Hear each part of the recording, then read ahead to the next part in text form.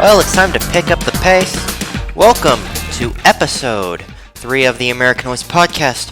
We're within 100 hours of the first game of the XFL season, and the Roughnecks will in fact be playing later on in that day on Saturday night, and they are the subject of this third episode, which of course is Oilers 2.0 because, let's be honest, the Oilers and the Roughnecks logo is basically almost the same. In fact, there's a reason why they went with that. That's not just because it's the Oilers logo that we'll get to in a second.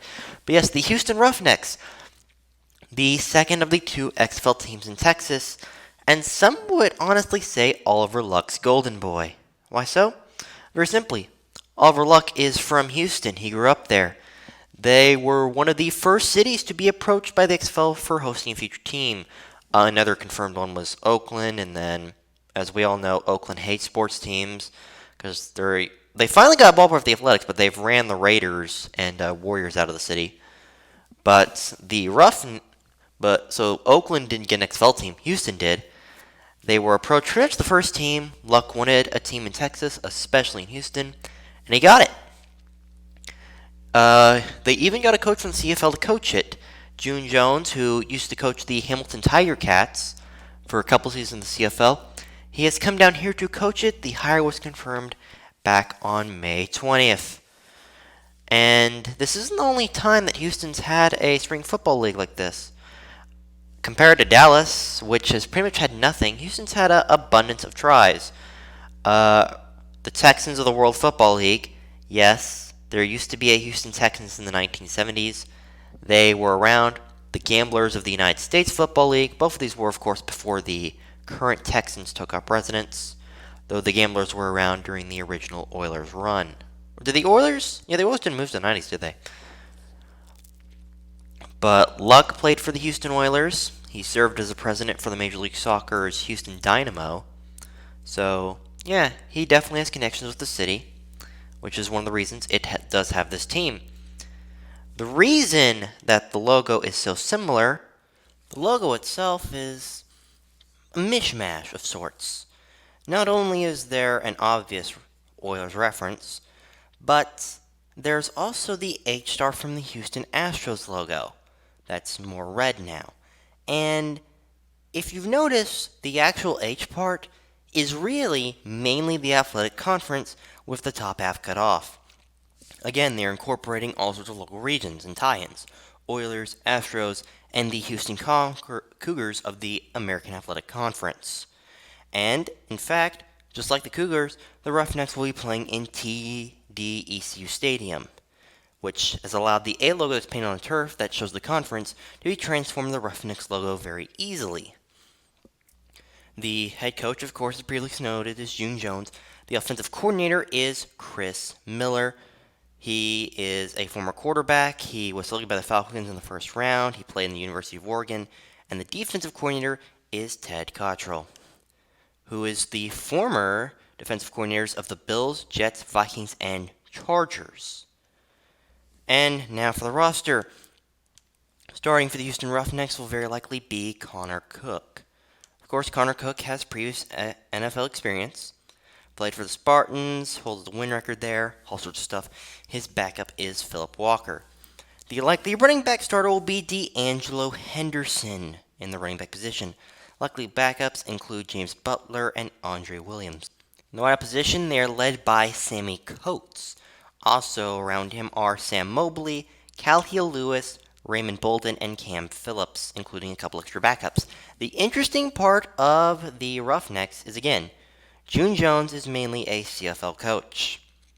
Their style of play system is very different, and one of the main things that June Jones decided to carry over is the lack of a tight end, at least for week 1. Now, of course, our Twitters joked about it a bunch, but the Roughnecks play system is a very 4 wide out, 5 wide out, and running back sometimes receiving system. There isn't really any room for a tight end, thus they simply don't have one. At least not for week 1, and probably not for even longer, maybe the entire season. That is something to keep an eye on and see how they handle it. The offensive line is led by the center and Demetrius Rainey. The left guard position has Sebastian Tretola and a former CFL player for 3 teams, including the Tiger Cats under June Jones. Kevin Palmer will back up at left guard. Avery Genese will hold the left tackle position on the blind side. Right guard is held down by Isaiah Fracane, and Terry Poole holds the right tackle position down. On to the defense. The left defensive end, likely starter, will be Corey Crawford. Cauched Lyons will be the defensive tackle that will likely start. Any extras will be Gabe Wright and Walter Palmore. Right defensive end is very thin. There's only one spot open right now, so it is likely Team 9 may have to come into the future, but right now Conley Earle is the lone right defensive end on this squad. Heading into the linebacker position, Bakeens Brown holds the safety linebacker position. Middle linebacker is held down by Edmund Robinson and Carl Bradford. Outside linebackers, mainly Ty Schwab and LaTroy Lewis.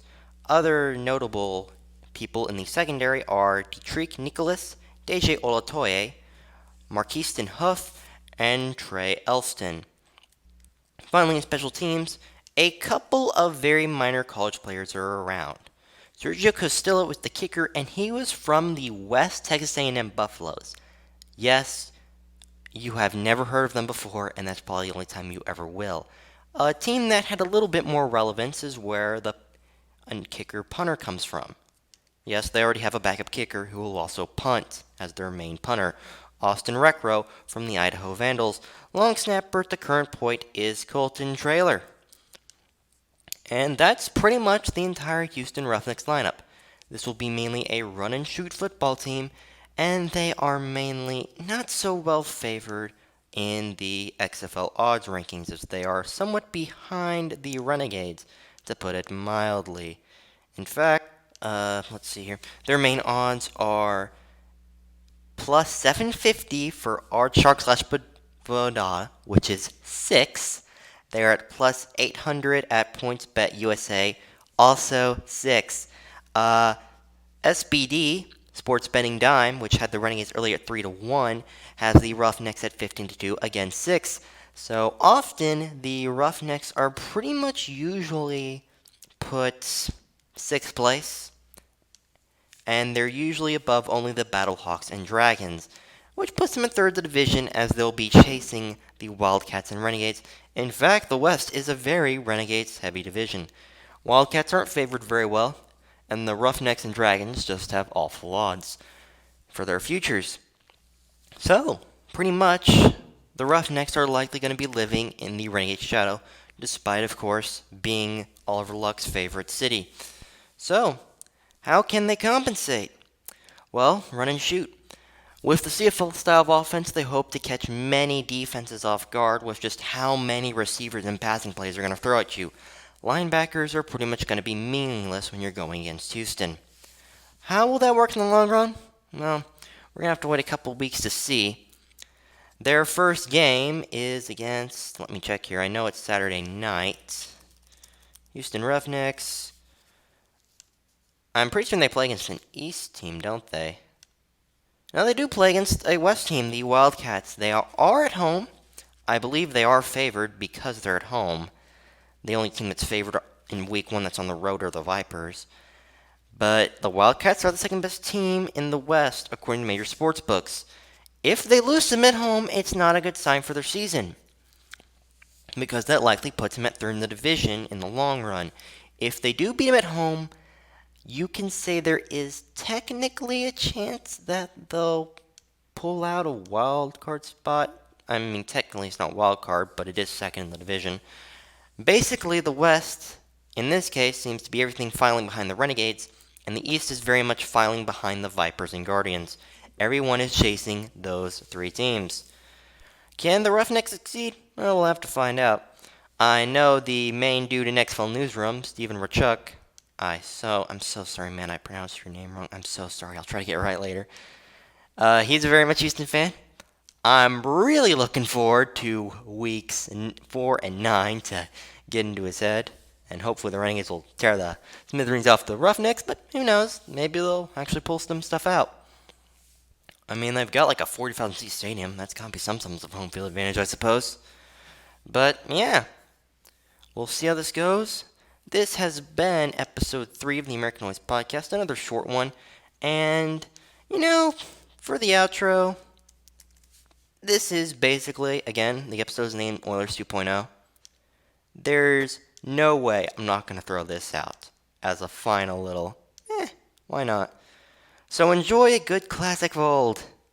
Let's go, Oilers.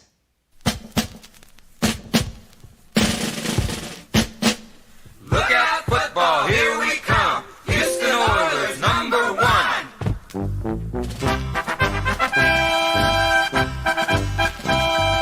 Houston has the Oilers, the greatest football team. We take the ball from goal to goal like no one's ever seen. We're in the air, we're on the ground, always in control. And when you say the Oilers, you're talking Super Bowl, 'cause we're the Houston Oilers. Houston Oilers. Houston Oilers, number 1. Yes, we're the Houston Oilers. Houston Oilers. Houston Oilers, number 1. See you next episode.